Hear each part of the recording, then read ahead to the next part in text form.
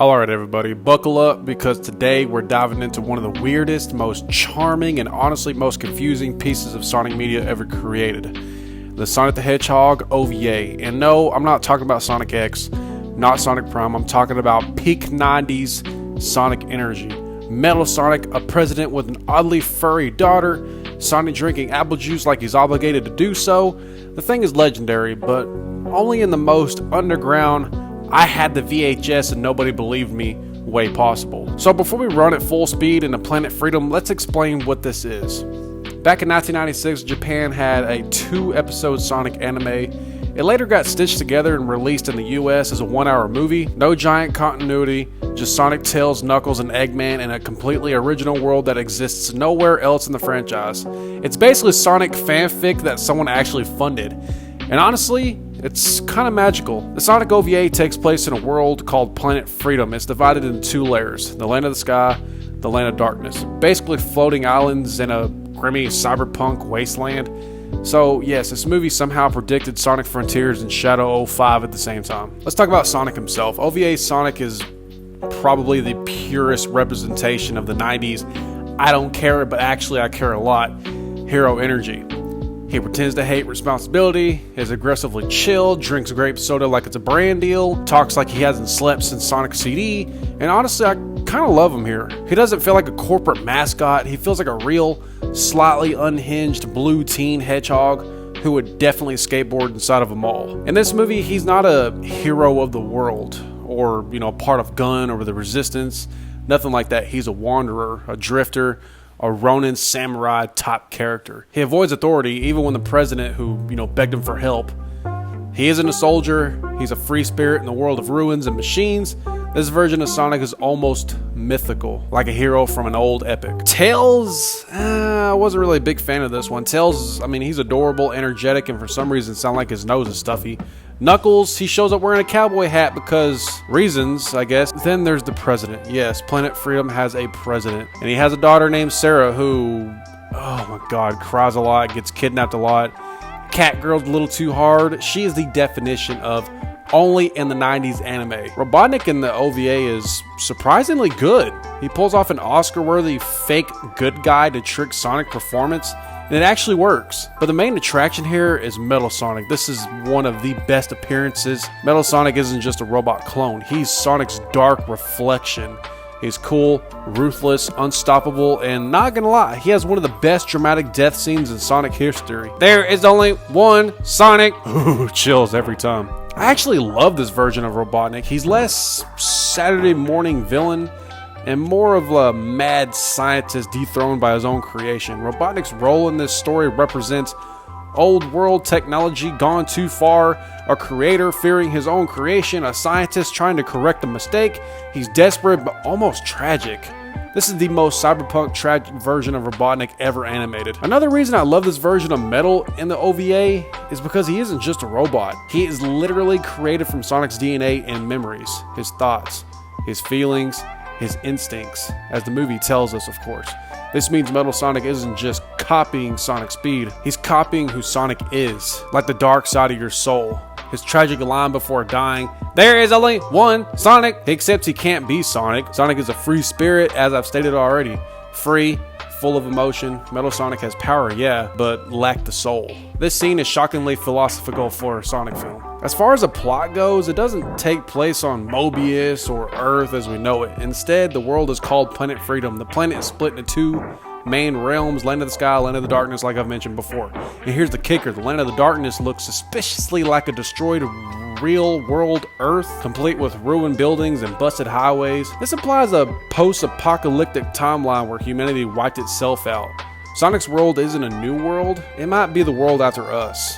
It's kind of weird if you think about it. That gives the OVA a darker tone than most Sonic media. It's a future rebuilt from the ashes. So anyway, Sonic is living a peaceful life with ocean waves, wind, and freedom, but peace never lasts, of course. The president sends an urgent call.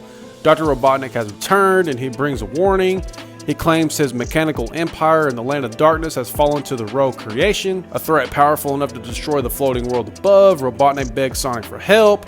Reluctant, annoyed, yet unable to ignore danger, Sonic and Tails dive into the darkness.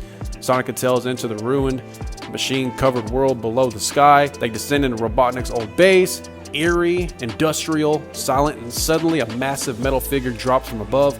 Metal Robotnik appears, towering, bulky, and comically exaggerated features, but still intimidating. Very intimidating. But this whole thing is a distraction. Robotnik set up the robot to lure Sonic into the land of darkness.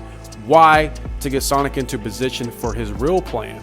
Awakening Metal Sonic. Metal Robotnik was the bait, Metal Sonic is the weapon. Once we get to the fight between Sonic and Metal, this is honestly my favorite conflict in any Sonic media.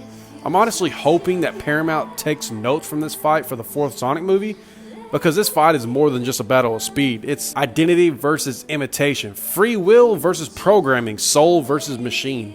When Metal Sonic awakens, he doesn't scream or rant. He doesn't gloat like other Sonic villains. He simply looks at Sonic and locks the fuck in and attacks. There's no hatred, no ego, just a cold, programmed truth. Destroy Sonic, replace Sonic, become Sonic. Metal Sonic believes he is the true destiny of Sonic's speed. Stripped of emotion and weakness, Sonic isn't facing a villain. He's facing the mechanical answer to the question, what is Sonic without a heart? Oh, I hope the 4th movie goes deep like this. The fight isn't just one scene. It's an evolving chase across planet Freedom, racing through ancient ruins, flying across the sky and mountains, clashing over lava, speed dueling through storms of debris and lightning. Metal Sonic matches Sonic move for move, instant for instant, because he thinks like Sonic, fights like Sonic, and calculates like Sonic. Tails and Knuckles try to interfere, but Metal Sonic is laser focused on one target. The battle becomes pure rivalry. Sonic begins to win, not through speed, but through instinct, emotion, and connection. Tails and Knuckles fight for Sonic, Metal Sonic fights alone.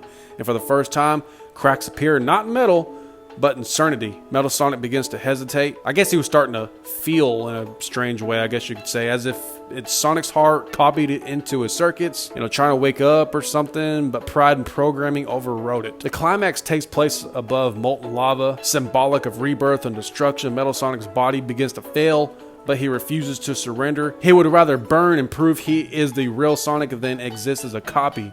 Sonic reaches out, genuinely trying to save him, because Sonic sees not a monster, but a broken reflection that never chose its fate. But Metal Sonic rejects the hand, saying with final clarity, "There is only one Sonic!" Not with bitterness, not with spite, with acceptance. He realizes the truth. Sonic's strength does not come from power or design, it comes from freedom, emotion, loyalty, and choice. Metal Sonic has Sonic's abilities, but never Sonic's spirit. This is why this battle hits so hard. Metal Sonic isn't defeated by force. He is defeated by realizing what Sonic truly is and what he isn't. Metal Sonic then disappears into the flames, not as a villain, but as a tragic echo. Sonic doesn't celebrate because he doesn't beat a monster, he lost part of himself. Let's be honest, this movie makes zero sense, and I'm sure this video didn't help at all, but why is Knuckles a treasure hunter cowboy? Why does the president look like he escaped another anime? Why does Metal Sonic suddenly become emotionally poetic? The questions are endless, and we'll never know. They didn't know, nobody knows, and that's why it's so beautiful. The Sonic OVA didn't change the franchise, it didn't start a trend, it didn't even get merch, which is kind of sucks, but it did do 3 important things. Showed Sonic works amazingly well in anime form, gave Metal Sonic his coolest betrayal, became a cult classic for hardcore Sonic fans. It's a weird little time capsule from a time when Sonic stories could be anything, even if they made no sense, and honestly, I think we need that energy back. So in conclusion, if you love Sonic and you hadn't watched it yet, you're missing out on a weird piece of wonderful history. So tell me in the comments what your favorite moment from the Sonic OVA is, if you've seen it. Also, if SEGA makes a full Sonic anime again, what style should it be in? But with all this being said, thank you for watching, and remember, there is only one Sonic.